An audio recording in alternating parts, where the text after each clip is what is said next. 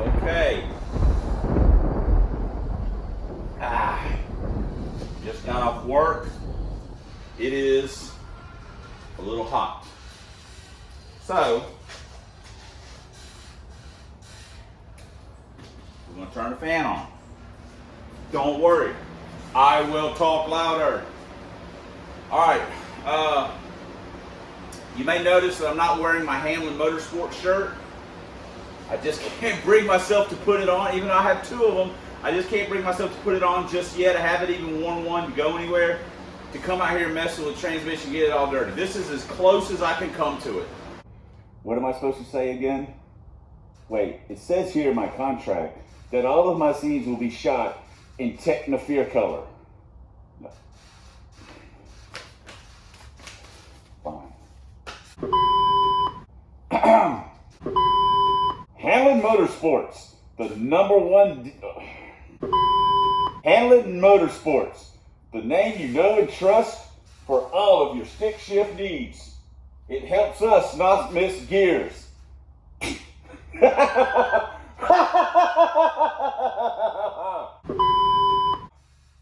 you, Andrew. Okay, that's going to have to do for just a moment.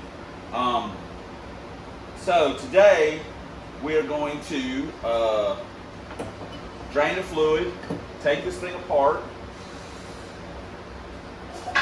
see what's what. Let's drain the fluid. We're going to pull it apart, open it up.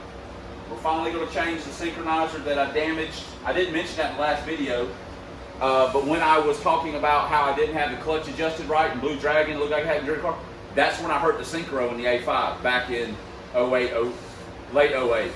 I hurt the synchro in it, raced it like that forever. But we're going to fix it. It would have been nice if I would have went ahead and had the money to throw a billet 3/4 fork in here, but we didn't have the fundage. Plus, I kind of almost didn't want to wait on it in case we get to go race this weekend, even though it's not looking great. I want to just get it fixed, and the next time it breaks, then I'm just going to break down and buy one. Those things are kind of pricey, but hey, it is what it is. So let me get the fluid drained out of this, and let's see what we got going on. Drain the fluid. Let me show you. Can you see this on my finger? Okay, it's got a weird look to it. That's because of the additive that's in it. It's got a GL5 rated, about a quart of a GL5 rated, like a gear oil type deal in it, along with a couple of quarts of synthetic Valvoline or Mobil 1. It doesn't really matter, in my opinion, but whatever. I'm not an expert.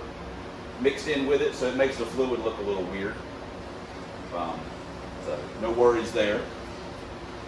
So now, make sure it's not in gear, and then we're going to knock the pin out.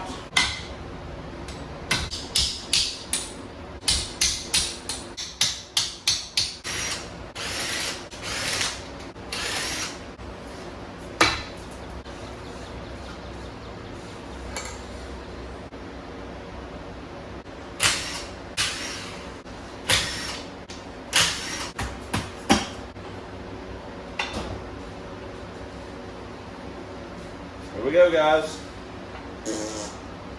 Destroyed.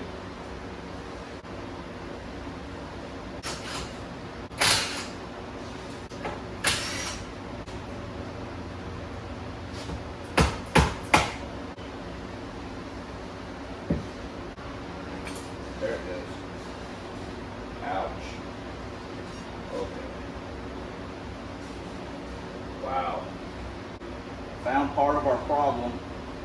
The rust was ate up.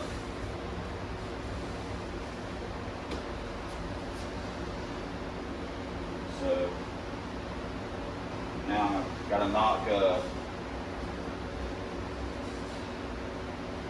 the overdrive off. So that was a bunch of our issue right there. Find me a baggie.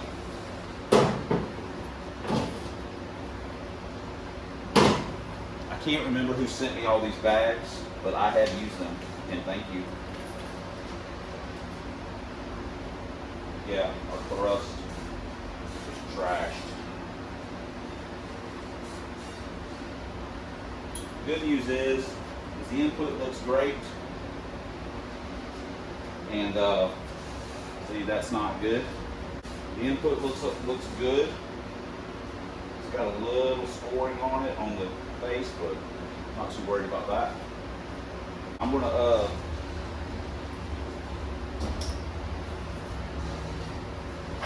pop OD off, and we're gonna be on our way.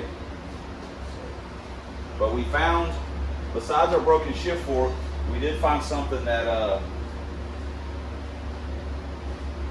and that looks like it's kind of been like that for a while. That doesn't look fresh. Spacer's in good shape. It just hates the thrust up. So, all right, let me get this OD off and get it all kind of pulled apart. Got me something for McNugget. Keep me cool. Like a mailman. Hey man, it's really hot. What are you doing laying out in the sun? You're a freaking black dog. The chocolate donkey gonna melt out here in the sun. There we go. There's the fork. So I haven't been in this transmission in, I think I've only been in it one time. And what's crazy is that it does not have billet keys. I want you to look at this. This one's broke. This one's still there, but that one's partially gone. This dude is on here big time. I'm afraid that I'm going to maybe hurt something because the bearing separator is you know, I can't get it in there to get a really good bite. I'm gonna take it out to the facility tomorrow and have Bruce take a look at it. We've got a bigger press out there, and maybe we can put some heat on it and get that to pop loose. The slider is trashed. I mean, it might be hard to see right there, but that thing is trashed. It's junk. And of course, I've never technically seen this before. This is how I've never literally been in this transmission, because it's still got stock keys in it.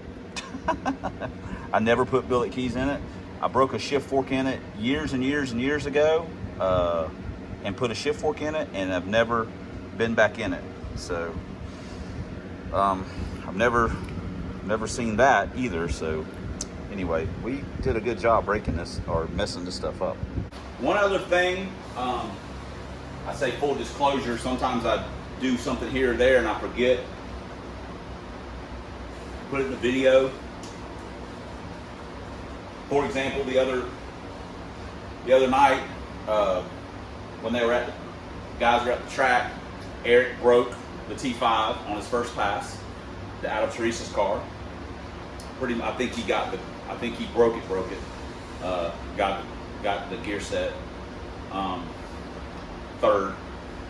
Michael didn't have a good night, having all kinds of problems with the nitrous and popping and all kinds of rigmarole. Kyle put 28s on his big block car, his red big block car, and slowed down. I mean, it was hot too, and he was running like, I think he went like some 730s or something. So, you know, nobody had a great night, technically speaking, but I forget to put stuff. So what I'm getting at is in this, when I had taken the A5 out of the Blue Dragon, just had it sitting on the floor, I didn't really look at it. I just kind of laid it there, and the input had a little bit of play in it. And I'm like, well, you know, 500 passes, it's gonna have a little play in it. And I can't remember if I shimmed it when I did the shift fork in it before. I just don't remember. It was so long ago. So I shimmed it a little bit, put it in the car. When I took it out to do the pressure plate, I was like, dang, this thing's, you know, it was kind of weird it felt tighter, and I was like, that's weird. So I re-shimmed it, put it back in the car. Then I took it out this last time, to put the tin puck in. It was loose, and I was like, what the crap? So I said, well, maybe I screwed up. I mean, it happens, I screwed up. So I shimmed it again, and it took a little bit of shim, more than I'm normally used to putting in something. I was like, whatever.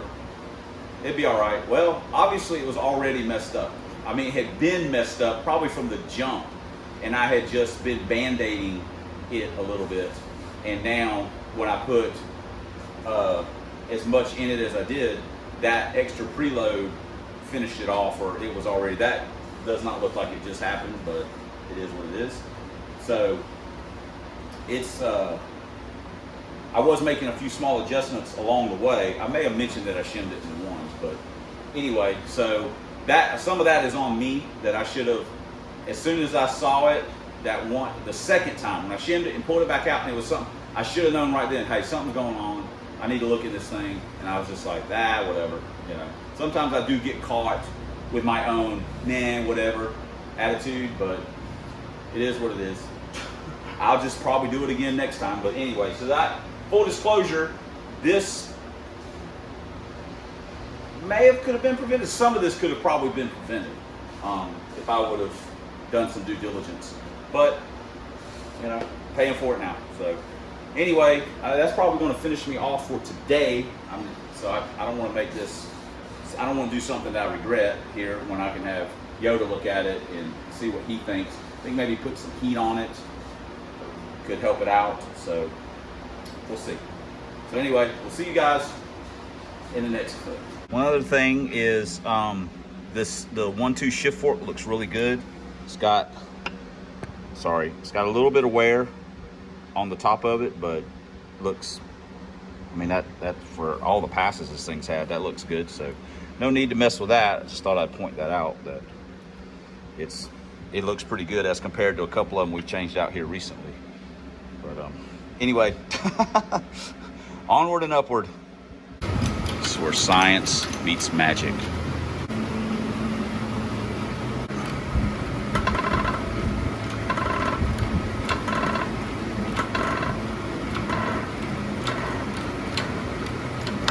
There it goes. I did have hold of it. All right, we've got our billet keys in, and we borrowed the ones for David. So we're gonna buy another set. We'll order them this afternoon and get them on the way.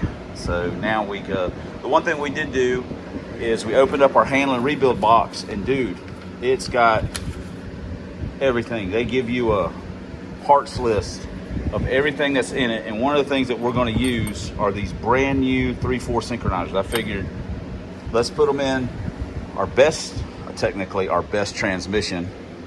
Let's put it in there. We'll put some of these handling parts in there. But again, I want to thank Andrew for shipping that out to me. Look, we're using some of it right now. Brand new stuff. So let's start putting it back together. Pressed on. OD is on and locked down. All right, now we just got to change the shift fork out. We can throw the top cover on, put tail shaft on it, and it'll be ready to rock and roll. We've got everything pulled back, and we're starting to knock the pin out. It just barely clears when it comes out, but it will come out. So I'm going to finish that. But you can see what I did. I rotated it, pulled everything back. So when you take it apart, you just pull the shaft back a little bit more, and you'll be able to slide this off and put it back on. Now all we got to do is put some pads on it, rock and roll. Top's on. Now we just got to put the tail shaft on and set the preload and see what it looks like. It's a really good sign. Tail shaft went on first try, just slid right on. I was like, all right, now we're talking. Got it preloaded. I had a bunch in it, but now it's down to a manageable shim. It's a 38. I say manageable. You do a bunch of them and you get to a point to where you're like, hey, why does this thing need so much shim? And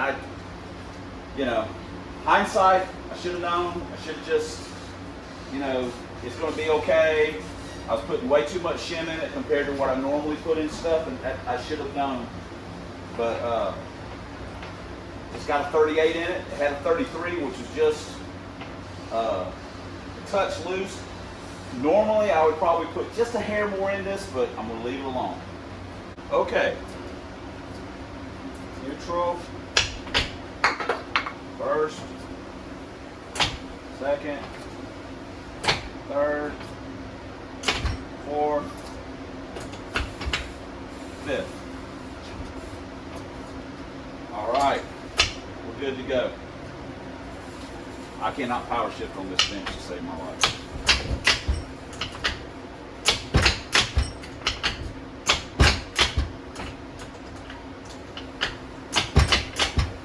All right, well that's it.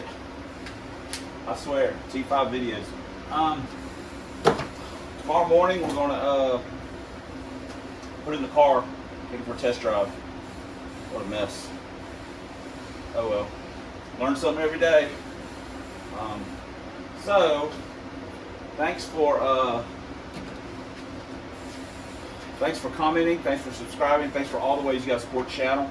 Shout out again to Hanlon Motorsports. Also discovered another thing from Hanlon, that they offer a steel bearing retainer for T5 4-cylinder T5s. I didn't know anyone offered a bearing retainer of any kind for those transmissions, because they use a much larger bearing. It's different than the V8 ones, but they offer a steel one. It's not cheap, but if you've got a turbo coupe or whatever, and you're bound and determined to keep that 4-cylinder T5 in your car to race, and you want to spend something to keep the snout from breaking off the bearing retainer, they offer one. So only place that I know of that offers one, but again, I don't do a lot of looking for 4-cylinder stuff. I just happened to see it while I was browsing the site. So that's very cool that they do offer it. But especially, thanks for watching. And until next time on the Substandard Leader in Fox Body T5 videos, one of your only Lincolns, 4 drag vans, and as always, fighting the good fight against Dr. Fear. We'll see you guys in the next video where we're going to put this in, we're going to take it for a drive, and everything is going to be lovely.